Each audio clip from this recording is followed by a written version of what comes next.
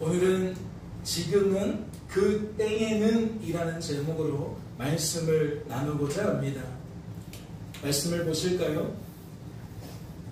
사랑은 언제까지나 떨어지지 아니하되 예언도 패하고 방언도 그치고 지식도 패하리라. 말씀을 통해 무엇을 깨닫게 되십니까? 말씀은 지금 사랑과 예언과 방언과 지식을 비교하고 있어요. 그렇지 않나요? 이 비교를 통해 여러분은 무엇을 깨닫게 되십니까? 사랑은 무한하지만 예언과 방언과 지식은 유한하다는 것을 깨닫게 되십니까? 사랑은 영원하지만 예언과 방언과 지식은 영원하지 않다는 것을 깨닫게 되시냐는 겁니다.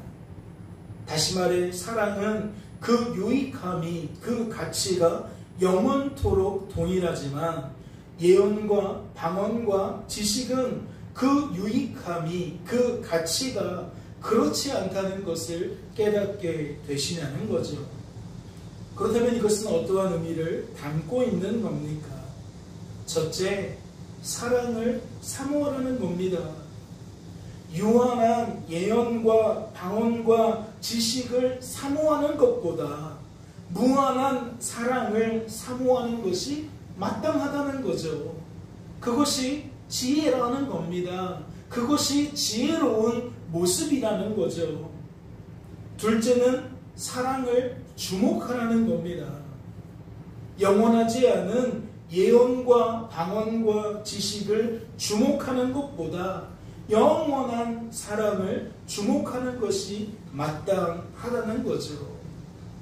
그렇다면 이 말씀의 특징은 어떠한 말씀과 동일합니까? 유사합니까? 비슷합니까?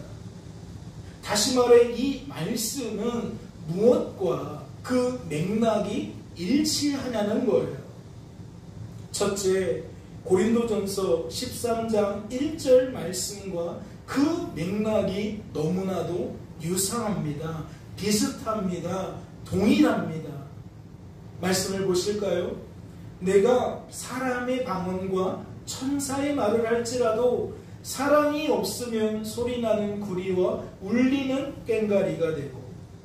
어떠한 의미죠? 말씀은 내가 사람의 모든 언어들과 천사의 모든 언어들로 말을 할지라도 사랑이신 하나님을 놓치면, 사랑이신 하나님의 뜻을 놓치면, 사랑이신 하나님의 일하심을 놓치면 아무런 유익이 없다는 이야기입니다. 다시 말해 하나님께서 하신 일을 하나님께서 하신 일로 우리들이 여길 수 없다면 방언의 은사는 그 가치를 잃어버리게 된다는 거지요. 방언의 은사는 하나님께서 하신 일인데 정작 방언의 은사를 통해 하나님께서 하신 일을 하나님께서 하신 일로 받아들일 수 없다면 방언의 은사는 오히려 독이 된다는 거예요. 우리에게 해를 끼친다는 거지요. 이는 어떠한 의미를 담고 있는 겁니까? 고린도전서 13장 8절 말씀처럼 성도된 우리들에게 방언의 은사보다 사랑을 사모하라는 의미를 나타내고 있는 겁니다. 방언의 은사보다 사랑을 주목하는 것이 지혜다라는 것을 우리에게 나타내고 있다는 것이지요. 둘째로는 고린도전서 13장 2절 말씀과 그 맥락이 일치하는 겁니다. 말씀을 보세요. 내가 예언하는 능력이 있어 모든 비밀과 모든 지식을 알고 또 산을 옮길 만한 모든 믿음이 있을지라도 사랑이 없으면 내가 아무것도 아니요. 이는 어떠한 의미죠? 내가 예언하는 능력이 있어 모든 비밀과 모든 지식을 알지라도 사랑이신 하나님을 놓치면, 사랑이신 하나님의 뜻을 놓치면, 사랑이신 하나님의 일하심을 놓치면 아무런 유익이 없다는 거예요. 다시 말해, 이 또한 하나님께서 하신 일을 하나님께서 하신 일로 여길 수 없다면 예언의 은사는, 지식의 은사는 그 가치를 상실하게 된다는 것이지요. 설령 방언의 은사와 예언의 은사와 지식의 은사가 가장 최상위의 것이라 할지라도, 모든 언어들을 말할지라도, 모든 지식과 비밀을 알게 될지라도 그것은 우리에게 독이 될 수밖에 없다는 거죠. 해를 입힐 수밖에 없다는 겁니다. 그렇다면 이 또한 어떠한 의미를 나타내는 겁니까? 조금 전에 살펴본 것처럼 고린도전서 13장 1절 말씀처럼 지금 고린도전서 13장 8절 말씀과 동일한 의미를 나타내고 있는 겁니다.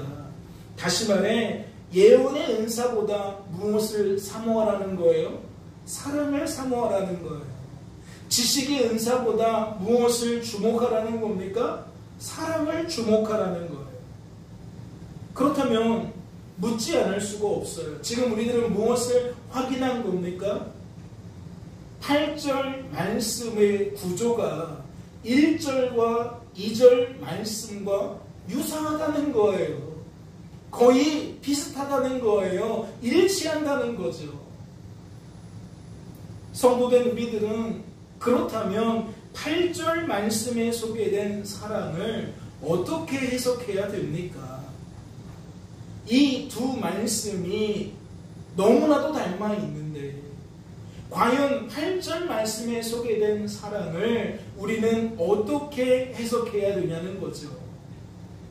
성도된 우리들은 마땅히 1절 말씀과 2절 말씀처럼 사랑을 해석해야 될 줄로 압니다. 왜냐하면 그 맥락이 일치하는 것을 볼 때에 성도된 우리들은 같은 근거를 가지고 8절 말씀에 소개된 사랑을 해석하는 것이 마땅하다는 거죠. 다시 말해 1절과 2절 말씀처럼 사랑을 사랑이신 하나님으로, 사랑이신 하나님의 뜻으로, 사랑이신 하나님께서 하신 일로 해석하는 것이 마땅하다는 겁니다. 이해가 되십니까? 8절 말씀은 1절과 2절 말씀과 너무나도 그 형태와 맥락이 유사하기 때문에 우리는 사랑을 어떻게 해석해야 된다? 1절과 2절 말씀처럼 해석해야 된다. 다시 말해 사랑을 읽을 때에 사랑이신 하나님으로, 사랑이신 하나님의 뜻으로, 사랑이신 하나님께서 하신 일로 읽는 것이 마땅하다는 거지요. 그렇다면 8절 말씀은 어떠한 의미가 되는 겁니까? 말씀은 사랑은 언제까지나 떨어지지 않는다고 이야기했잖아요. 그러면 어떠한 의미가 되는 거예요? 사랑이신 하나님은, 사랑이신 하나님의 뜻은, 사랑이신 하나님께서 하신 일은 언제까지나 떨어지지 않는다는 거예요. 즉, 그 유익함이, 그 가치가 무한하다는 것이죠. 영원하다는 거예요. 사랑이신 하나님이 그러하듯 그분의 뜻도 그러하다는 것이고, 그분의 뜻을 그 하나님이 영원토록 무한한 시간 속에서 성취하시기 때문에 그 유익함과 가치 또한 영원한 유익함이고 영원한 가치를 나타낸다는 것이지요. 그러니 성도된 우리들은 더욱 어찌해야 한다는 겁니까? 사랑이신 하나님을, 사랑이신 하나님의 뜻을, 사랑이신 하나님께서 하신 일을 사모해야 한다는 거예요. 주어진 삶 속에서 한눈 팔지 말고 하나님 대신 예언을 쫓아다니지 말고, 방언을 쫓아다니지 말고, 지식을 쫓아다니지 말고 하나님을 주목해야 된다는 거지요.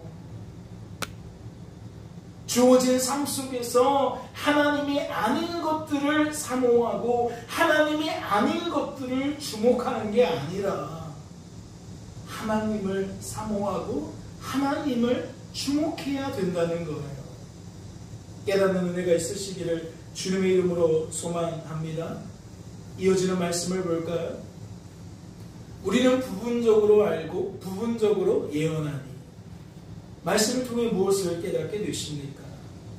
어둠인 우리들은 부분적으로 아는 자들임을 깨닫게 되십니까?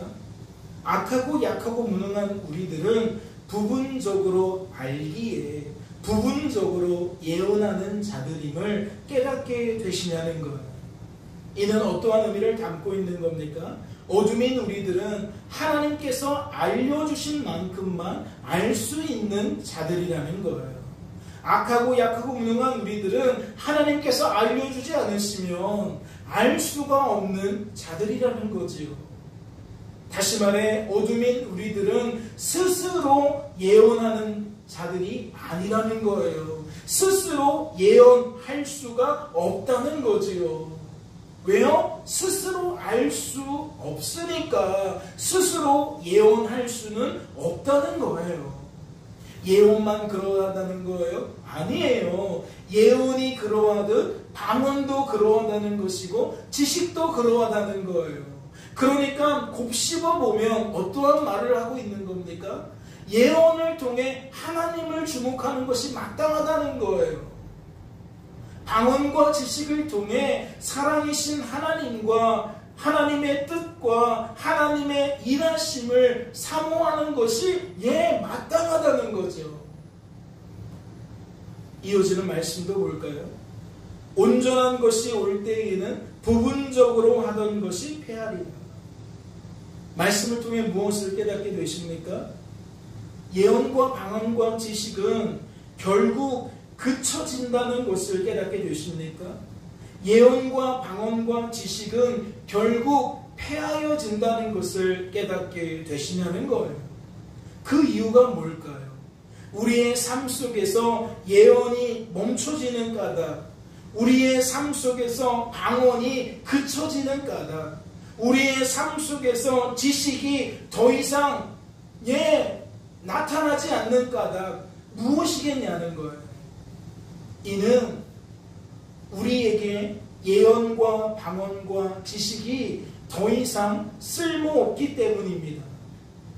말씀은 이렇게 소개하죠. 온전한 것이 올 때에는 더 이상 예언과 방언과 지식이 필요치 않다. 그렇다면 묻지 않을 수 없어요. 어떠한 개념을 묻지 않을 수 없어요? 온전한 것이 온다는 것은 무엇을 의미하냐는 겁니다.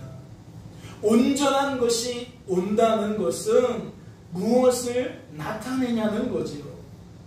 지금까지의 논의를 종합해 본다면 어둠인 우리들이 무엇을 통해 예언과 방언과 지식을 통해 사랑이신 하나님을, 사랑이신 하나님의 뜻을, 사랑이신 하나님께서 하신 일을 사모하게 된 것을, 주목하게 된 것을 의미한다 할 수 있습니다.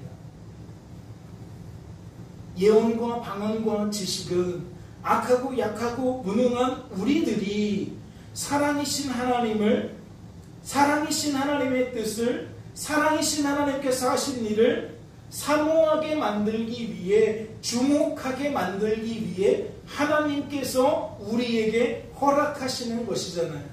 하나님께서 우리에게 나타내시는 거잖아요. 그런데 이미 우리가 뭐하고 있어요? 사모하고 있어요. 주목하고 있어요. 그러니 더 이상 예언과 방언과 지식은 우리에게 필요 없다는 거예요. 이해가 되십니까? 온전한 것이 온다는 것은 첫째로 우리의 상태가 온전한 상태가 되었음을 의미하는 거예요. 누구 때문에? 사랑이신 하나님 때문에, 그분이 우리의 영적인 상태를 충만하게 만드셨기 때문에 우리는 하나님을 사모하고 하나님을 주목한다는 거지요. 이러한 사람에게는 무엇이 필요 없어요? 예언과 방언과 지식이 필요 없어요. 이미 주어진 삶 속에서 삶의 결과를 통해 하나님을 바라보고 하나님을 의지하고 하나님을 자랑하고 있으니까, 이미 그 목적이 완성되었으니까, 성취되었으니까 예언과 방언과 은사는, 예언과 방언과 지식은 필요가 없다는 거죠. 하지만 그것이 전부라고 말할 수는 없습니다. 왜 그렇죠? 온전한 것이 온다는 것은 한편으로는 앞서 설명을 드린 것처럼 일시적인 우리들의 상태를 소개하는 것이지만, 다른 한편으로는 영원한 상태를 소개하는 것이기 때문입니다. 다시 말해, 한편으로는 잠시 동안 예언과 방언과 지식이 필요 없는 상태를 의미하지만, 한편으로는 계속해서 영원토록 예언과 방언과 지식이 필요 없는 상태를 의미한다는 거죠. 그러니 하나가 빠진 거예요. 조금 전에 설명을 드린 것은 어둠인 우리들이 하나님 때문에 잠시 그러한 상태가 되는 것을 말하는 거였거든요. 그런데 이 의미 속에는 잠시만 그런 것이 아니라 계속해서 그러한 것을 나타내고 있기 때문에 하나가 빠져 있다고 말씀을 드리는 거예요. 그렇다면 온전한 것이 온다는 것은 무엇을 의미한다 할 수 있습니까?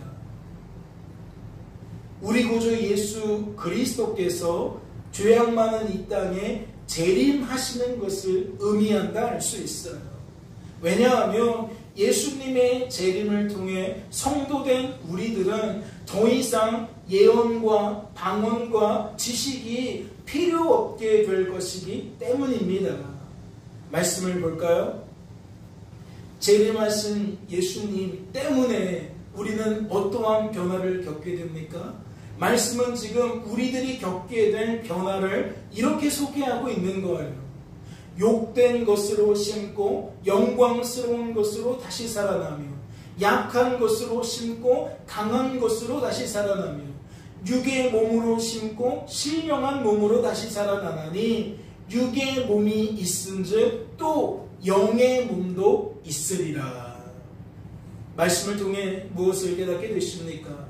예수님이 재림하시며 어둠의 일을 행할 수밖에 없는 우리들의 이 육의 몸이 신령한 몸으로 변화된다는 것을 깨닫게 되십니까? 예수님이 이 땅에 다시 오시면 어둠의 열매를 맺을 수밖에 없는 우리들의 이 육의 몸이 영의 몸으로 변화된다는 것을 깨닫게 되시냐는 거예요. 이는 무엇을 의미하는 거죠? 예수님이 재림하시면 성도된 우리들은 영원토록 예언과 방언과 지식이 필요 없는 상태로 변화된다는 것을 의미하는 거예요. 잘 생각해 보세요. 우리들이 이 땅에서 예언과 방언과 지식이 필요한 까닭이 무엇입니까? 예배 시간에는 온전한 상태에 머물지라도 집으로 돌아가면 또다시 어둠에 머물기 때문입니다. 학교에 가면 어둠에 머물기 때문에 그래요. 직장과 사업장에 나아가면 어둠에 머물기 때문이라는 거지요. 하나님을 사모하고 하나님을 주목하던 우리들이 집으로 가면 다른 것을 사모하고 다른 것을 주목한다는 거예요. 학교 가서 친구들과 선생님과 대화를 나눌 때에 우리의 대화의 주제는 하나님과 무관하다는 거죠. 일터와 사업장에서 그 삶의 결과를 맞닥뜨릴 때에 우리는 더 이상 하나님을 주목하지 않는다는 겁니다. 더 이상 하나님을 사모하지 않는다는 거예요. 무엇 때문에? 우리는 이 땅에서 이 죄된 육신을 입고 살아가기 때문에 죄라는 것의 영향을 피할 수 없는 이 한계를 가지고 있는 육신을 가지고 살아가기 때문에 그리할 수밖에 없다는 거지요. 그런데 예수님이 재림하시면 그러한 우리들이 이 육의 몸을 벗고 신령한 몸으로 영의 몸으로 변화된다는 거예요. 이는 무엇을 의미하죠? 더 이상 죄와 상관없는 삶을 살 수 있다는 겁니다. 언제나 어디서나 항상 하나님을 사모하고 하나님을 주목하는 삶을 살 수 있게 된다는 거지요. 이어지는 말씀을 볼까요? 내가 어렸을 때에는 말하는 것이 어린아이와 같고 깨닫는 것이 어린아이와 같고 생각하는 것이 어린아이와 같다가 장성한 사람이 되어서는 어린아이의 일을 버렸노라. 말씀을 통해 무엇을 깨닫게 되십니까? 어릴 때에는 어린아이처럼 우리들이 말하고 깨닫고 생각하지만 장성한 사람이 되면 더 이상 어린아이처럼 말하고 깨닫고 생각하지 않는다는 것을 깨닫게 되십니까? 어렸을 때에 하던 일을 장성한 사람이 되면 버리게 된다는 것을 깨닫게 되시냐는 겁니다. 그렇다면 이것은 어떠한 의미를 담고 있는 겁니까? 온전한 것이 오면 잠시라도 장성한 사람처럼 우리들은 말하고 깨닫고 생각하게 된다는 겁니다. 비록 육의 몸을 입고 있을지라도 성도된 우리들은 장성한 사람처럼 사랑이신 하나님을, 사랑이신 하나님의 뜻을, 사랑이신 하나님께서 하신 일을 사모하게 된다는 거죠. 주목하게 된다는 거예요. 이는 시간과 공간의 제약이 있습니까? 꼭 교회에서 예배 드릴 때에만 그러하다는 거예요? 그게 아니에요. 우리가 가정에서 홀로 기도하고 있을 때에도, 우리가 학교에서 홀로 기도하고 있을 때에도, 우리가 일터와 사업장에서 또는 병원에서 홀로 기도하고 있을 때에도 우리는 하나님 때문에 이러한 영적인 상태에 머물게 된다는 거예요. 그러니까 우리는 교회에서 예배 드릴 때만 하나님을 사모하고 주목하는 게 아니라 때로는 가정에서도 그럴 수 있다는 것이고, 때로는 학교에서, 때로는 일터에서, 때로는 사업장에서, 때로는 병원에서 우리들은 그리할 수 있다는 것이지요. 그러나 거듭해서 말씀을 드리지만 잠시 그리할 수 있다는 거예요. 대부분의 시간들은 하나님이 아닌 것을 사모할 수밖에 없고 하나님이 아닌 것을 주목하며 살아갈 수밖에 없지만, 하나님께서 우리에게 역사하실 때에 우리는 잠시라도 뭐하게 된다? 하나님을 사모하게 된다. 하나님을 주목하게 된다. 지금 그 얘기를 하고 있는 거죠. 그게 첫 번째라는 것이고, 두 번째는 온전한 것이 오면 영원히 장성한 사람처럼 말하고 깨닫고 생각하게 된다는 겁니다. 이제는 육의 몸을 벗고 신령한 몸을, 영의 몸을 입었기 때문에 성도된 우리들은 장성한 사람처럼 언제나 사랑이신 하나님을, 사랑이신 하나님의 뜻을, 사랑이신 하나님께서 하신 일을 사모하게 된다는 것이지요. 주목하게 된다는 겁니다. 이해가 되십니까? 깨닫는 은혜가 있으시기를 주님의 이름으로 소망합니다. 그렇다면 이제 본문 말씀을 살펴보겠습니다. 말씀을 보세요. 우리가 지금은 거울로 보는 것 같이 힘이 하나 그때에는 얼굴과 얼굴을 대하여 볼 것이요 지금은 내가 부분적으로 아나 그때에는 주께서 나를 아신 것 같이 내가 온전히 알리라. 말씀을 통해 무엇을 깨닫게 되십니까? 말씀은 두 종류의 상황을 소개하고 있다는 것을 깨닫게 되십니까? 말씀은 지금과 그때라는 두 종류의 상태를 소개하고 있다는 것을 깨닫게 되시냐는 거예요. 그렇다면 먼저 지금에 대해서 살펴보겠습니다. 말씀은 말씀에 소개된 지금을 어떻게 소개하고 있습니까? 어둠인 우리들이 거울로 보는 것 같이 희미하게 보는 때라고 소개하고 있습니다. 그러니까 분명하지 않다는 거죠. 확실하지 않다는 겁니다. 알기는 아는데 뭔가 부분적으로 아는 거지 이게 완벽하게 아는 게 아니라는 거예요. 또 어떻게 소개하죠? 악하고 약하고 무능한 우리들이 부분적으로 아는 때라고 소개하고 있습니다. 벌써 이미 제가 이걸 설명을 드렸네요. 그러니까 말씀에 소개된 지금은 어떠한 상태를 나타내는 겁니까? 지금까지의 논의를 우리가 종합해 보세요. 계속 말씀 한 구절 한 구절 한 구절에서 의미를 뽑아내었는데 그 의미들을 종합해 보라는 거죠. 이는 어떤 의미가 되는 거예요? 비록 육의 몸을 입었을지라도 예언과 방언과 지식을 통해, 즉 하나님의 손길을 통해 잠시 장성한 사람처럼 사랑이신 하나님을, 사랑이신 하나님의 뜻을, 사랑이신 하나님께서 하신 일을 사모할 수 있는 때를, 주목할 수 있는 그 상황을 나타내는 거예요. 이해가 되십니까? 지금 인하고 표현되어지는 그 때는, 그 상황은, 그 상태는 어렸을 때에 해당하는 상태라는 것이죠.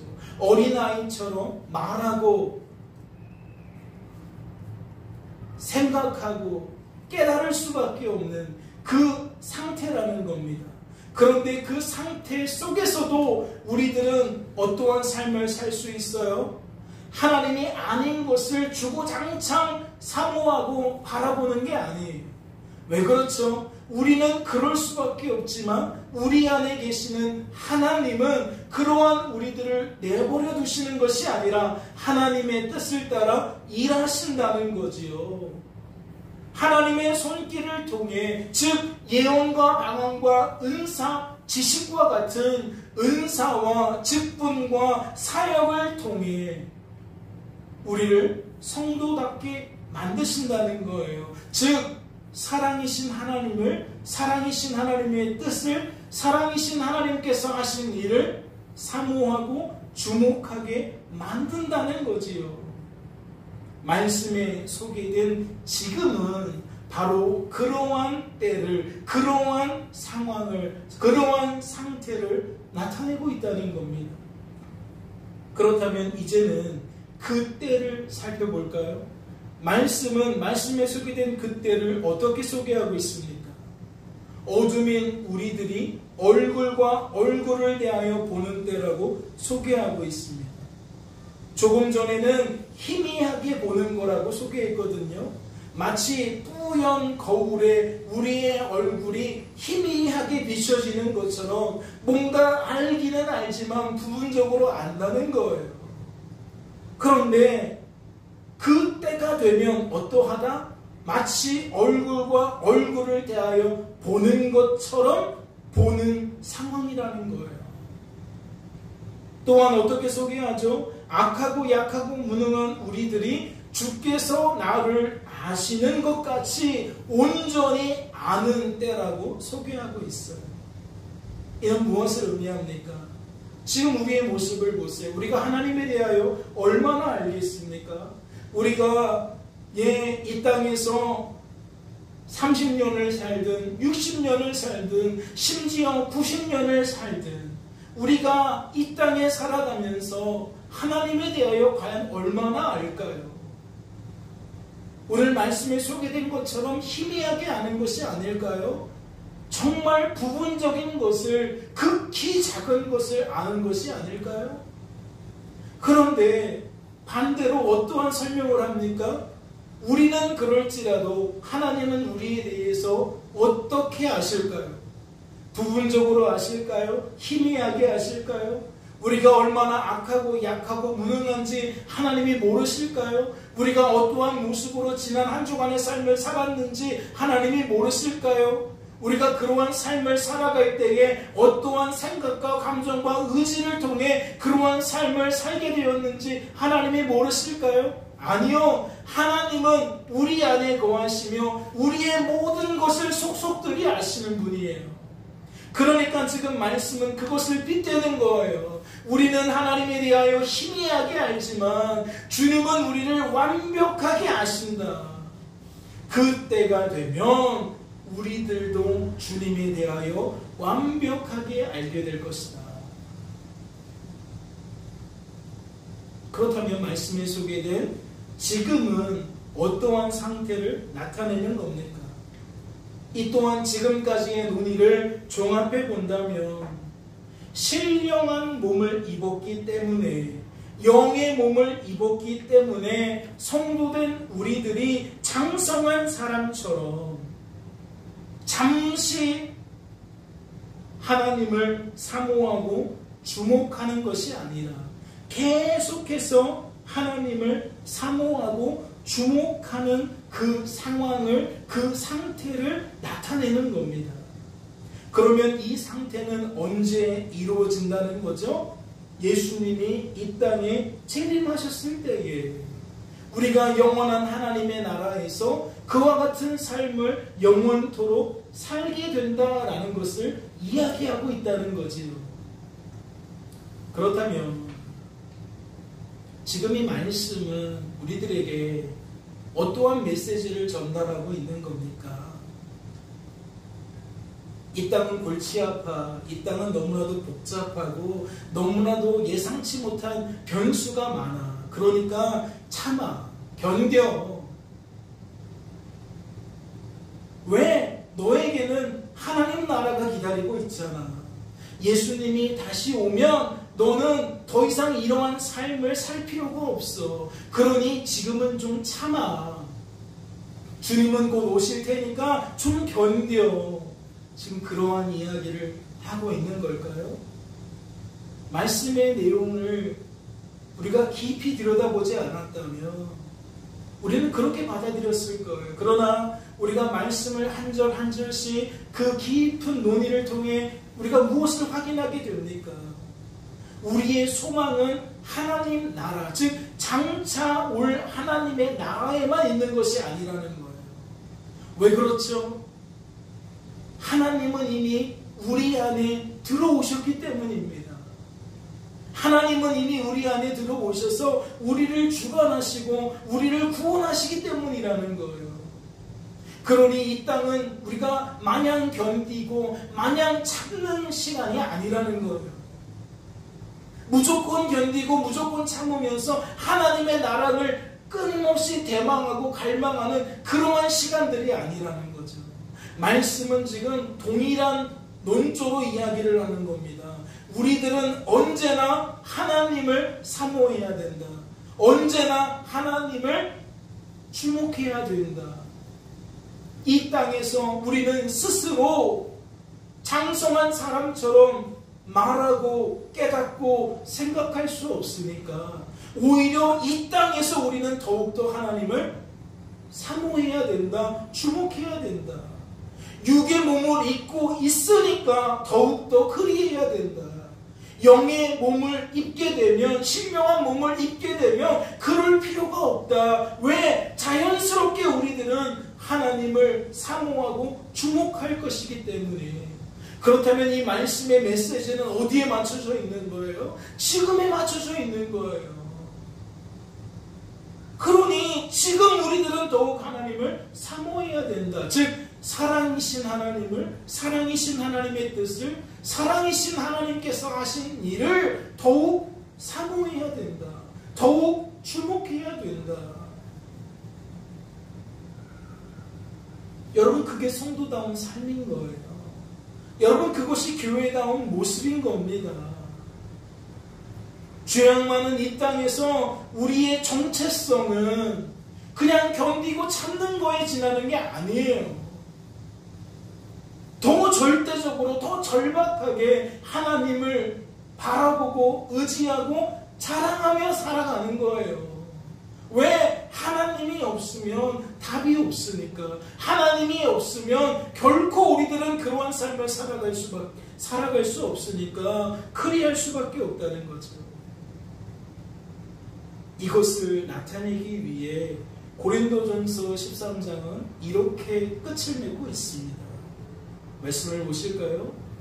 그런즉 믿음, 소망, 사랑 이 세 가지는 항상 있을 것인데 그 중에 제일은 사랑이다. 말씀을 통해 무엇을 깨닫게 되십니까? 우리의 눈길은 사랑에 머물러야 됩니다. 그러면 사랑에 관하여 우리는 두 가지를 발견할 수 있는 거예요. 무엇을 발견할 수 있는 거죠? 사랑은 우리 안에 항상 있다는 것을 발견할 수 있는 겁니다.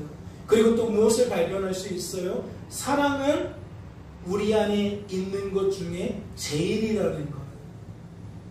이해가 되십니까? 사랑은 우리 안에 항상 있는데 우리 안에 있는 것 중에 가장 제일은 무엇이다? 사랑이다. 이는 어떠한 의미를 담고 있는 겁니까?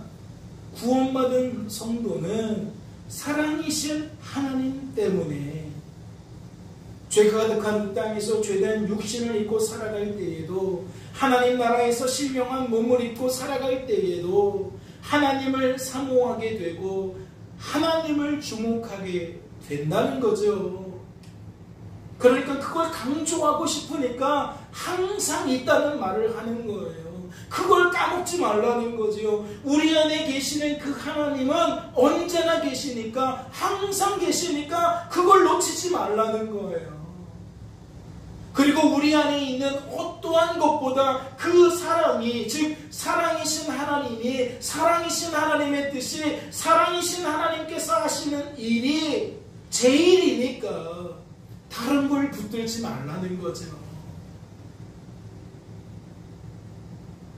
우리 안에 있는 경험, 우리 안에 있는 여타의 지식, 여타의 지혜를 붙들지 말고 이것이 제일이니까, 우리 안에 있는 것 중에 이것이 최고니까 이것을 붙들라는 거예요.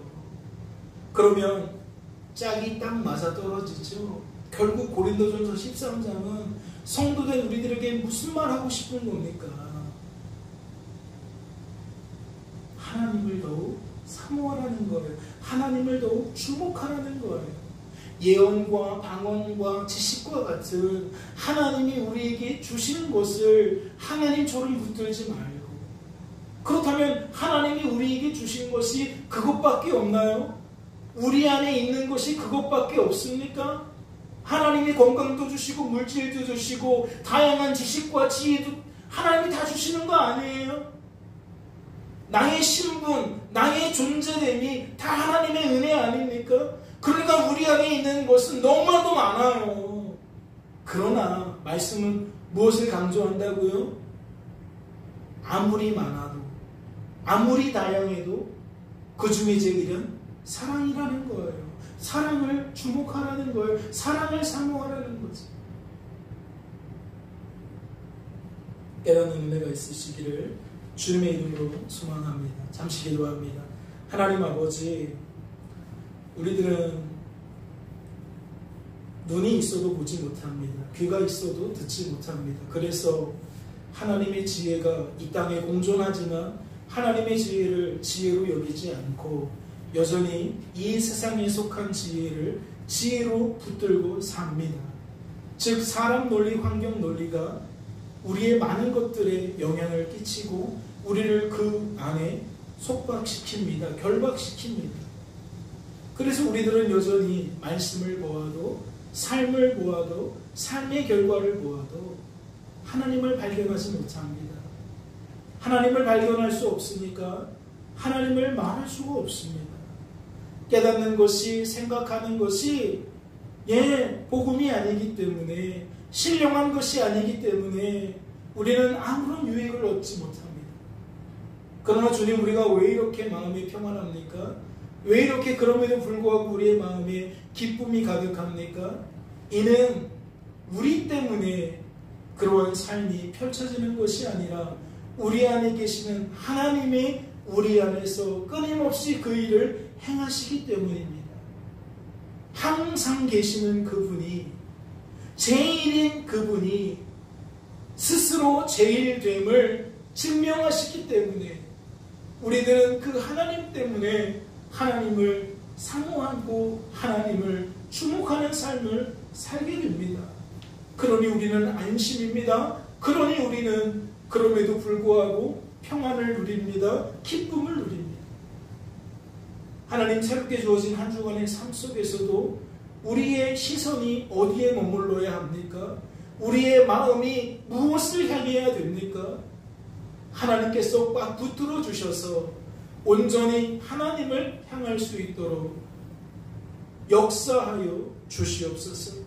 주께서 우리를 붙들어 주실 줄로 믿고 감사드리며 이 모든 말씀 우리를 죄에서 구원하신 예수님의 이름으로 기도하옵나이다. 아멘.